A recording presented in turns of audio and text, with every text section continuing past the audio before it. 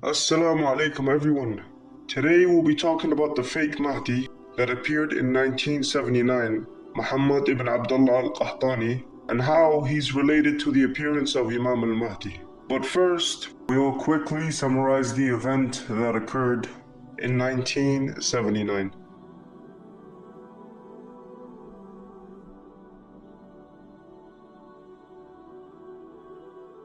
In 1965, a group of teenagers who studied in Masjid al-Nabawi didn't like the mixing of men and women in shops.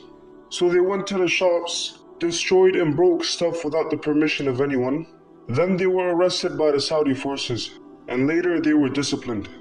This incident inspired Juhayman to start a group. After the incident, Juhayman and 6 of his friends started a da'wah group called Salafiyya al-Muhtasiba. Muhtasiba meaning for the sake of Allah. They got Ibn Baz to be their leader, but Ibn Baz was their leader by name only, and appointed Abu Bakr al-Jazairi to lead the group. Juhayman was focused on getting Ibn Baz's name to grow his group, and once he got the name, many people joined him.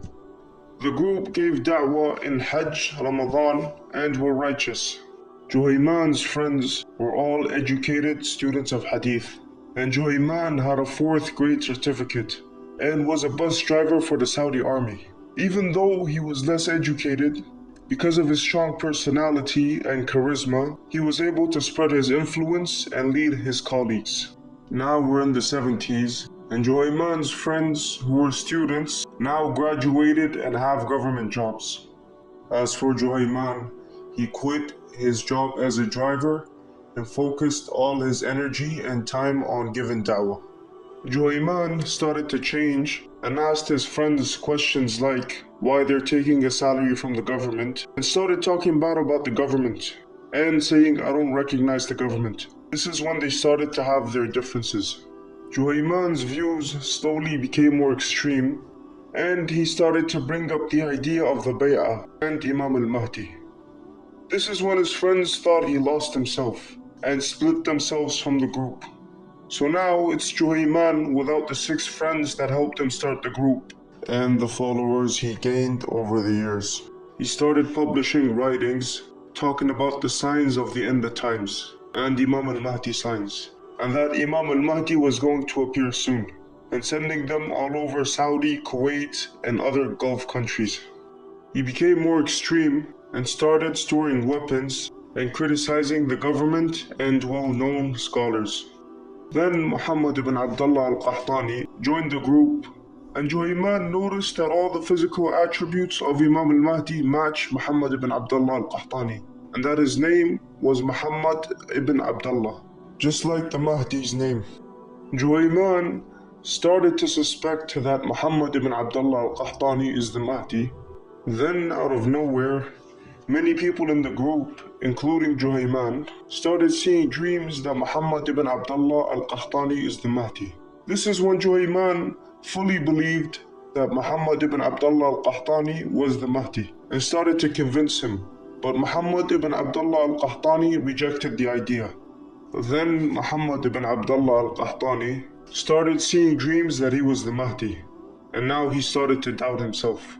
One day he walked by a random old lady who told him, I saw in my dream that you're Imam al-Mahdi. This is when he started to accept the fact that he could be the Mahdi.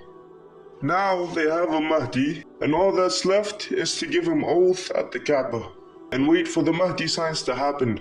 But they knew the Saudi forces wouldn't allow this, so they planned how they were going to take over the Kaaba so the oath can happen. They sold their properties and anything they owned to buy weapons. Then the day came, they entered the Kaaba and had their weapons in caskets. And after Fajr, they took the mic and narrated the hadith and the signs of the end of times. While this was happening, people from the group took control of the Kaaba and at the towers. Then they took oath from Muhammad ibn Abdullah al-Qahtani from the people. Their plan was to take oath and wait 3 days for the signs of the Mahdi to happen. But after the oath, people from the group shot at anyone who didn't give oath and anyone who got close to the Masjid al-Haram from the outside. It became extreme, and now the Saudi forces were on high alert. 3 days went by, and no signs of Imam al-Mahdi happened. And on the third day, Muhammad ibn Abdullah al-Qahtani died clashing with the Saudi forces, which shocked people from the group. Some of them gave up, some of them gave themselves in to the Saudi forces, and the rest of them were so shocked that they thought it was a dream, and didn't believe that he was dead, and continued fighting for 15 days, until their ammo and food ran out.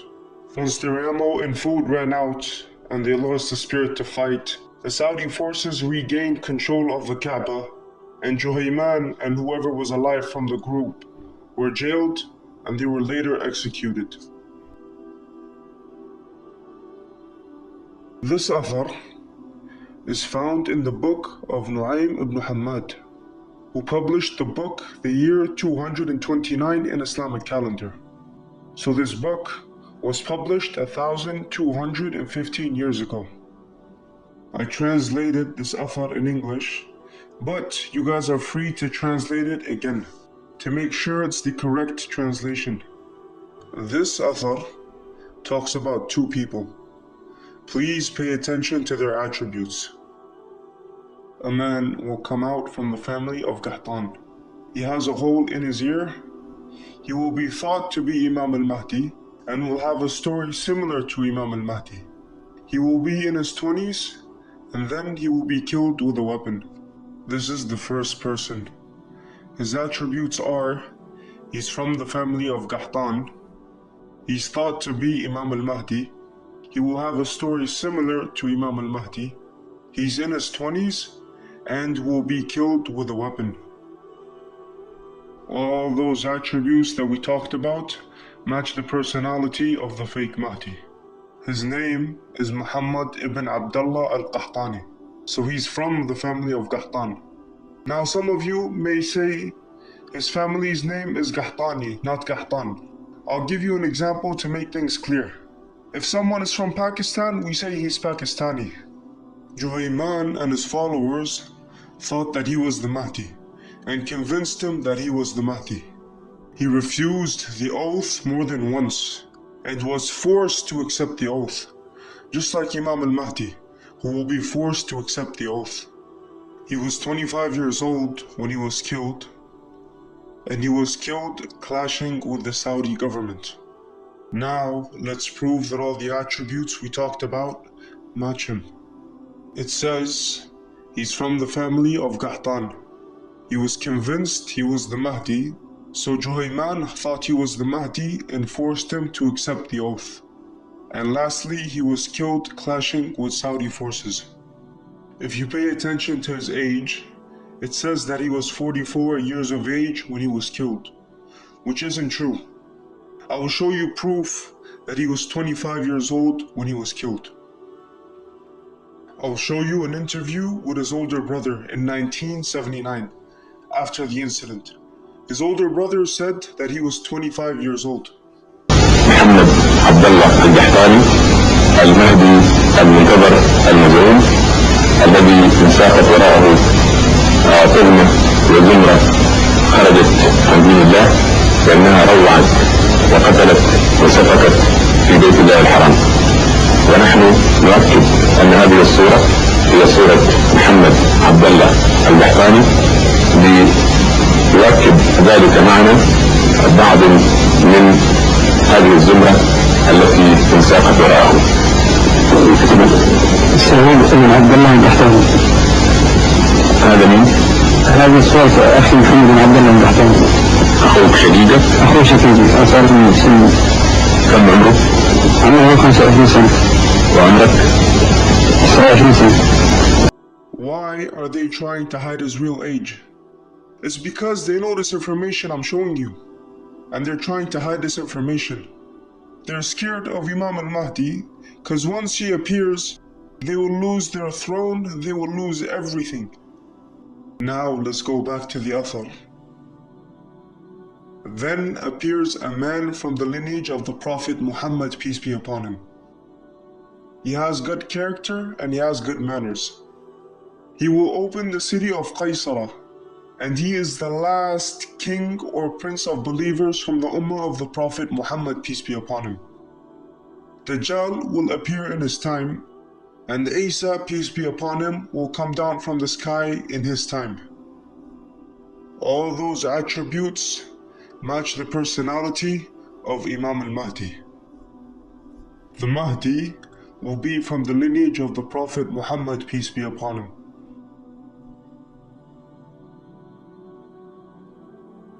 He will have good character and will have good manners. The Prophet Muhammad, peace be upon him, said, "The Mahdi will have good character just like me."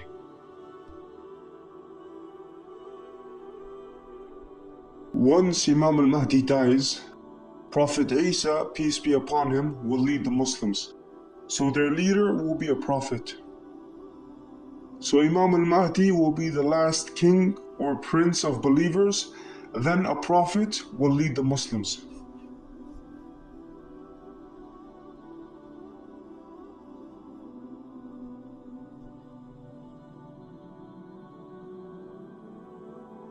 The Dajjal will fight Imam al-Mahdi. So the Dajjal will appear in Imam al-Mahdi's time.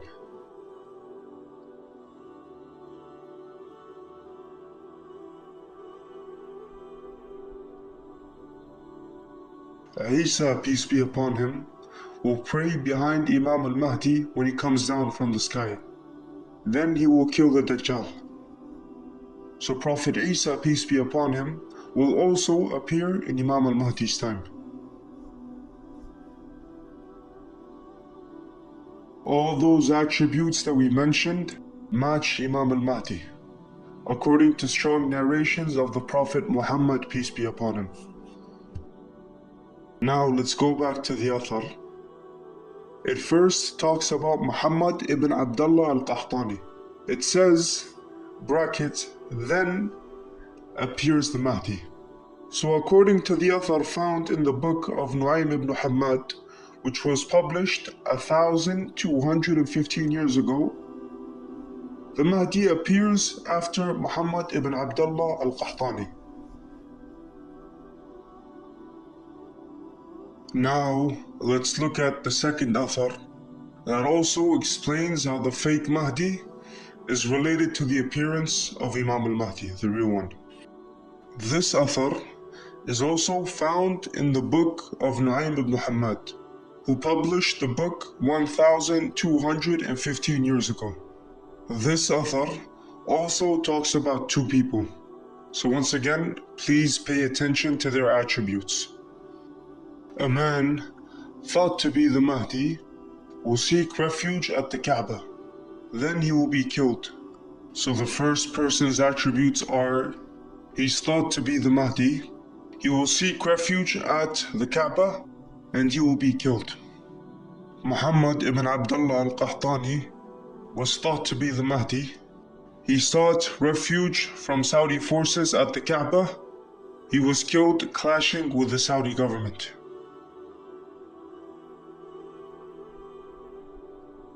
Now some of you may say that there are many fake Mahdis who showed up in the world, and even in Kaaba. But none of them were taken seriously, and none of them were killed. In the Athar it says, he will be killed in Kaaba. And the only case of a fake Mahdi who sought refuge at Kaaba and was killed is Muhammad ibn Abdullah al-Qahtani. So the first person talked about in this Athar is Muhammad ibn Abdullah al-Qahtani. Now back to the Athar, it says, then the people will spend burha from their time. Burha usually means 33 to 50 years.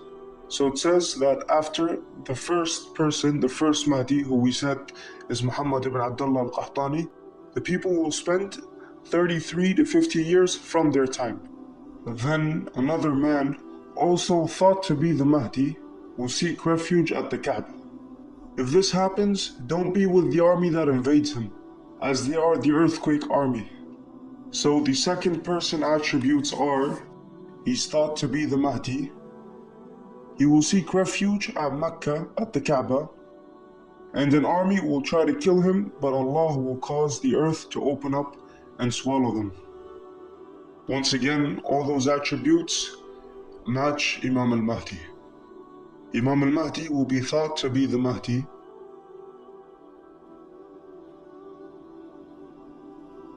Imam al-Mahdi will seek refuge at the Kaaba from the army of Sufyani. Sufyani is the name of the leader of the earthquake army. An army will try to kill him, and Allah will cause the earth to open up and swallow the army. This is called the earthquake army. The earthquake army is the big sign that most Muslims are waiting for to follow Imam al-Mahdi. We know this from strong narrations narrated by the Prophet Muhammad, peace be upon him.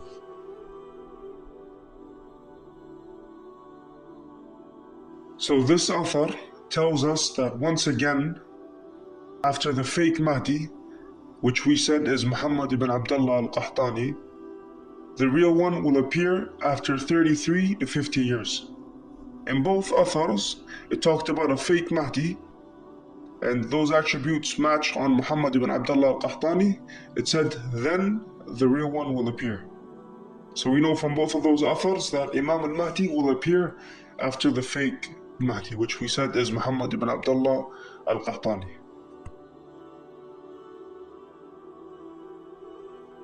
In the Quran, we have a surah called Surah Al-Fil. This surah talks about the army of elephants that tried to destroy the Kaaba. What happened is, Abrah al-Habashi built a church in Yemen and wanted people to worship his church, not at the Kaaba. So he raised an army of men and elephants to destroy the Kaaba. And he tried to destroy the Kaaba, but Allah protected the Kaaba, using birds who dropped rocks lit on fire on the army. The year the army was destroyed is the same year the Prophet Muhammad, peace be upon him, was born. And 40 years later, he was sent to the people of Quraysh as the Prophet of Allah. The similarity in both incidents is that a big event happened at the Kaaba in both incidents. Then after Burha, which we said means 33 to 50 years, Allah's promise happens. In the first incident, which is the incident of the elephants, the Prophet Muhammad, peace be upon him, was sent to the people of Quraysh after 40 years. In the second incident, which is the incident of Muhammad ibn Abdullah al-Qahtani, the real Mahdi will be sent after Burha, according to the athar that we just read. In both authors, the first person talked about is thought to be the Mahdi and gets killed. And in both authors, it talks about the real Mahdi after talking about the fake Mahdi. The first author gave us details of the attributes of the fake Mahdi. And the second author told us when we should be expecting the real Mahdi. Athar or Israeliyat are verses and news from the books of Bani Israel, the Torah and the Injil. So they're verses sent from Allah.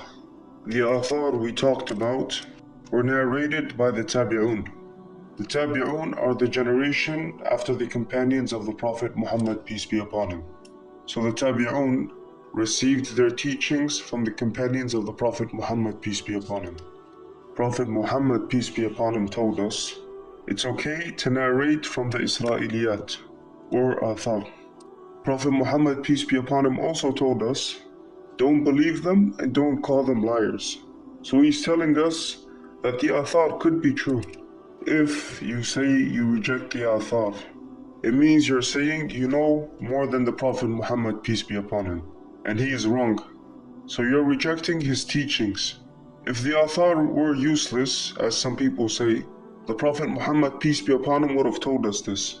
But the fact that he said they could be true, it means if a narration from the Israeliyat occurs in real life, it means it's true and we can use it. I'll throw an example in to try and make things clear. In this example, we're going to have two people, person A and person B. Person A is known to be a liar, so person A goes to person B and tells person B, your brother died. So person B will tell person A, you're lying, everyone knows you're a liar.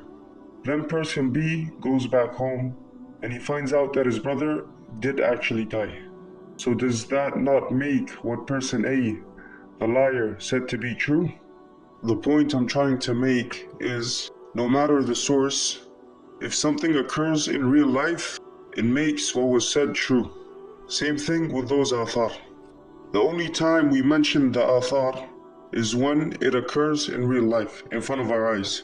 Just like the Mahdi athar, it occurred in front of our eyes. So how can we say it's not true? How can we say the athar is not correct? The athar that haven't happened, we don't look at them.